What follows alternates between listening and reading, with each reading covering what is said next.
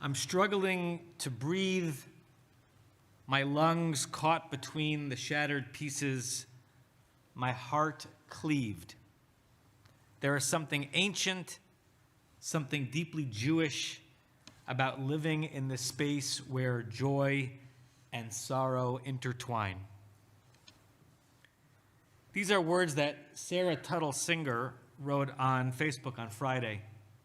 Sarah was raised in the LA area. She's been living in Israel for many years. And for many, she's become kind of an online muse, putting words both pithy and poignant and almost always incredibly incisive and wise to the Jewish experience and the Israeli reality. She speaks to the mundane about random conversations with taxi drivers, and she speaks to the profound about hostage releases. And she finds a way to pull the profundity out of the mundane. And these words that she wrote were in anticipation of the very release of hostages that happened just a few hours ago. As many of you know, one of those released was Yardain Bibas, released to a burnt-out house, and released to the knowledge he may just be learning about for the first time, that his wife Shiri and his red-headed babies, toddlers Kfir and Ariel, whose faces have become infamous to all Jews worldwide, that they remain in captivity to the monsters of Hamas, hopefully alive.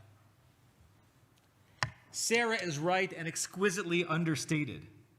Where joy and sorrow intertwine must be Yardain Bibas's reality today. And that nexus has been the reality for the Jewish people since October 7th. Maybe forever. We revel in life. And we have enemies who would like nothing other than our deaths. How does one create reality and meaning between those two poles?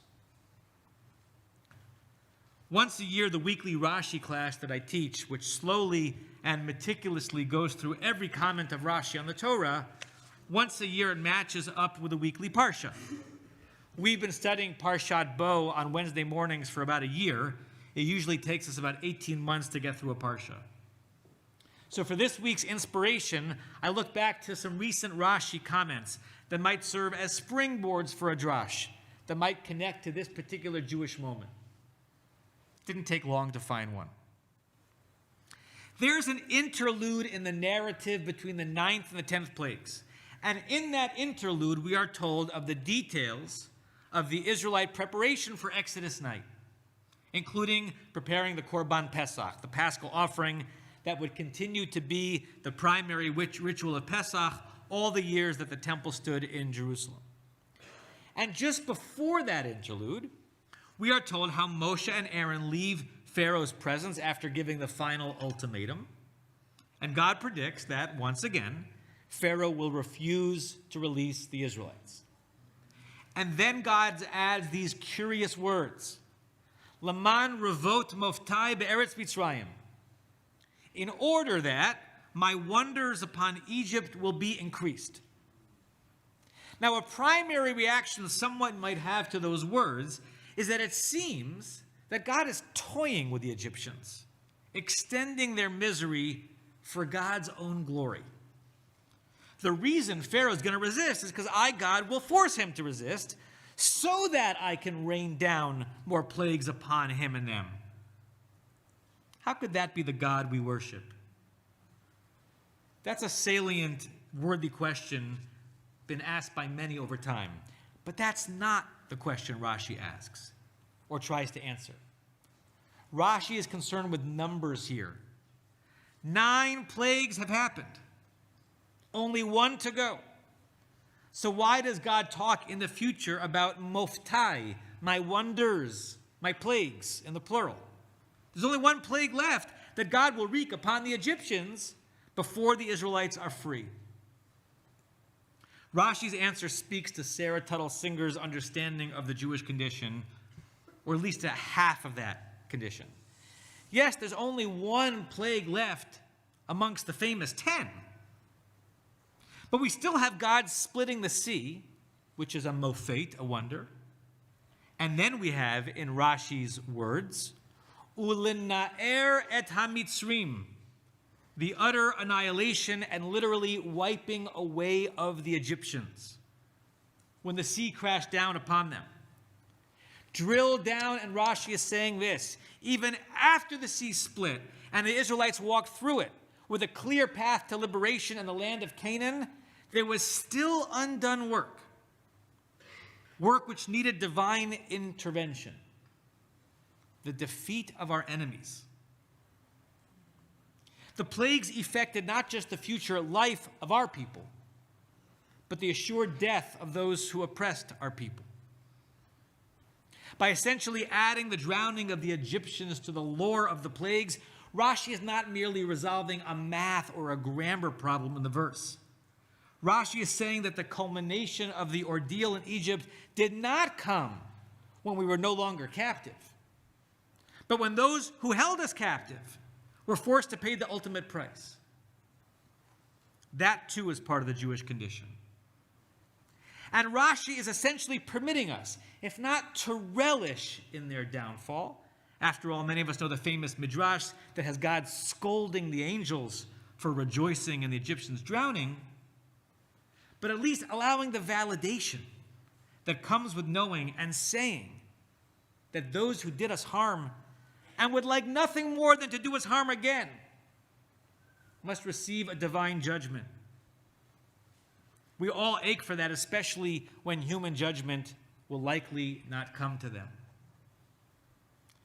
Many of us are stuck in this as we see trickles of beleaguered Israeli and also Thai hostages released to their families, walking through the split sea, as it were. And then we see hordes of terrorists with blood on their hands, including, for many of us, blood of those that we knew and loved, released back to society with free rein to do it again.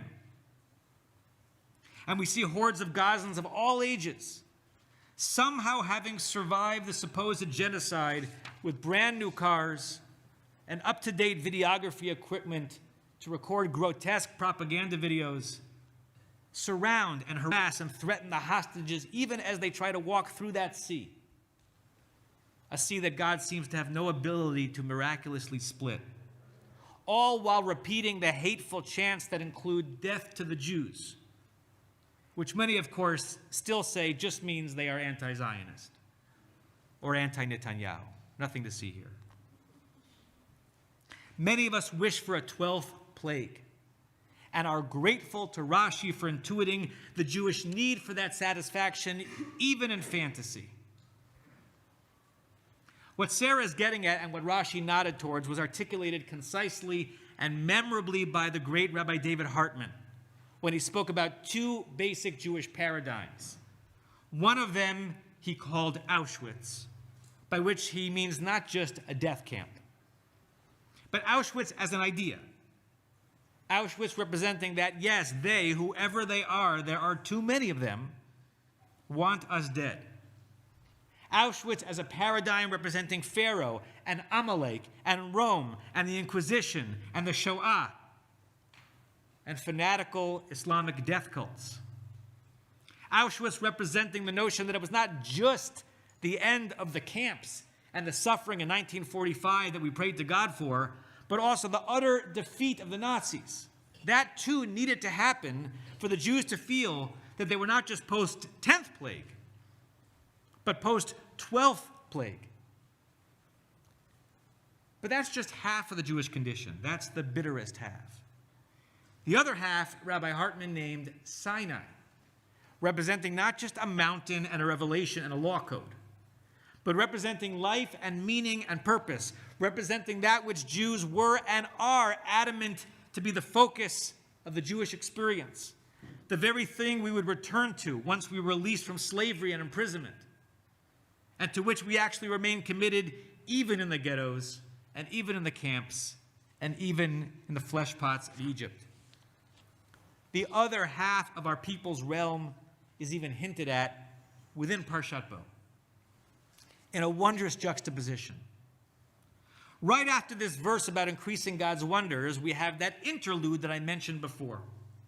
And it begins with our being introduced to the lunar calendar as our anchor in time. It's really fascinating. As if that was the most important Jewish concept for the Torah to teach on the eve of Exodus, on the precipice of liberation. Yes. Yes, it was. That's the Sinai paradigm. We exist not to defeat our enemies. We may need to defeat our enemies to exist, but we exist to sanctify time, to fill the year with wonder and celebration. You're about to leave Egypt, Israelites. You're putting slavery behind you. What's the one thing that I, God, want you and your ancestors to know? Go craft time with me in mind to make a life of meaning. Nothing is more important than that. I'm feeling that powerfully as I'm in my second month of mourning for my father. And the brilliance of Kaddish both thunders in my consciousness at moments and also sometimes is released little by little, as in drip irrigation, an Israeli invention. Recently, I've been hearing the Kaddish and the obligation to say it whisper the following to me. We cannot defeat death, so we sanctify time around it, after it. If death is Auschwitz paradigm, then Kaddish is Sinai paradigm. Gather with fellow Jews. Dedicate more time in your day and week than before to moments of the soul. Praise God. It's for that reason you were created. Dr. Yisrael Eldad, who on our family tree was my maternal grandmother's first cousin, but with whom I had a very dear relationship, was the Zionist patriarch of our family. I've quoted him many times from this bima. His great-grandchildren and my children are fourth cousins, and they know each other quite well, as though those relationships are very important. I and Lev were just at the bat mitzvah of one of them in Jerusalem in December. He was a polymath scholar, Dr. Eldad, of philosophy, of history, and of our sacred texts. And though he was never ordained as a rabbi, he was trained as if he could have been. He has a fascinating read on the binding of Isaac, which for him foretells the lachrymose centuries of Jewish life that follow the biblical narratives. He says that we conveniently like to tell the story that Isaac was to be sacrificed, but was saved when the angel stayed Abraham's hand, and instead a ram that was caught in the thicket was put on the altar. So Isaac went free. The ram paid the price. But Eldad says that would not be fair or symmetrical, even to the internal logic of the story. If the ram were to be exchanged for Isaac, then the ram ended up on the altar, yes. But Isaac ended up where the ram had been, in the thicket, basvach, enmeshed, entrapped, struggling to be free. Our people's predicament was sealed then in some primordial way, he says. The price of being a descendant of Isaac, the children of Israel, was that we were spared the utter annihilation of sacrifice, but we were doomed to exist and find meaning amidst the brambles of one thicket after another. Whether imposed by the Assyrians or the Babylonians or Haman or Antiochus or the Crusaders or the Inquisitors or the Chelmnitskys or the Cossacks, Hitler, Assad, Arafat, Hamas, depraved college protesters, biased media, insane moral mathematics around exchanges of babies for murderers, toddlers for terrorists. We're in the thicket, but we are alive. We are people at Auschwitz who know the Nazis and their like must be defeated. It's okay to pray for that, and for Israel, the nation state, to try to bring it about.